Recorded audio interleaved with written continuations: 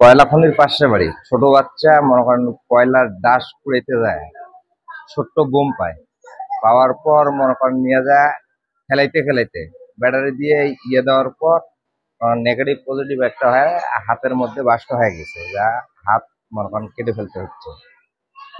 পুরাই পাইছে ও কয়লা খনির পাশে ময়লা ফেলায়, পাথর কয়লা সব কিছু ফেলায়, ওগুলোর সাথে আইছে ভিতর থেকে।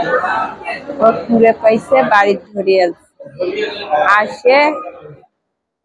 ওটা বাইক ছিল ব্যাটারির সঙ্গে না কিসের সঙ্গে জয়েন্ট দিচ্ছে, দিয়ে হাতের মধ্যে বুট ফুটে গেছে। আমি বাড়ি ছিলাম না, আমি দেখিনি। মাদ্রাসার পরে খাবার টাইমে ছুটি বাড়িতে আসি, ভাত খায়া আবার দুপুরটি ভাত নিয়ে চলি।